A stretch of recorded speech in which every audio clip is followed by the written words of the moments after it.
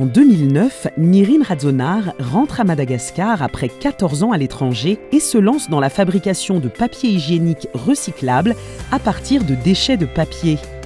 Au départ, personne n'y croit, mais il persévère.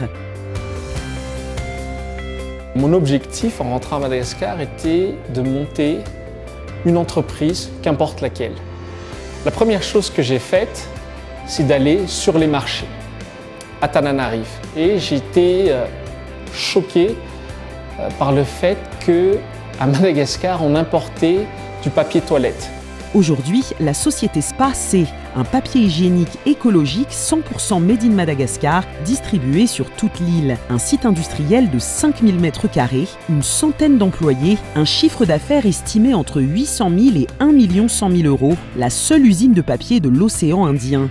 Au départ, Nirine importe des bobines de papier, puis il réalise que le papier hygiénique chinois est fait à partir de papier recyclé. Il se rend alors en Chine et achète tout l'équipement pour installer une ligne de production à Madagascar. Donc je ne connaissais rien dans tout ce qui était non seulement papier, mais même pire, je n'avais aucune connaissance technique d'ingénieur. Je suis un bon exemple que tout est possible en commençant de rien. Aujourd'hui, le processus est maîtrisé et permet de fabriquer 60 000 rouleaux par jour. Résultat, un papier hygiénique double épaisseur le moins cher du marché et 3 tonnes de déchets recyclés par jour.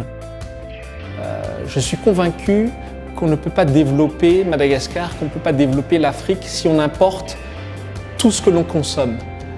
Les villes en Afrique, et c'est le cas en tout cas dans Tananarive, se sont urbanisées très rapidement et donc nous générons des déchets.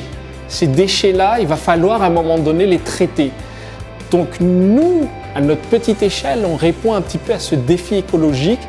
Nirine Radzonar a réussi son pari, fabriquer localement un produit pas cher qui répond aux besoins des consommateurs malgaches. Moi j'appelle ça vraiment cet enjeu d'économie circulaire. Je crois que c'est ce modèle-là qui est un modèle durable, vertueux, qui va nous permettre de créer la richesse de demain.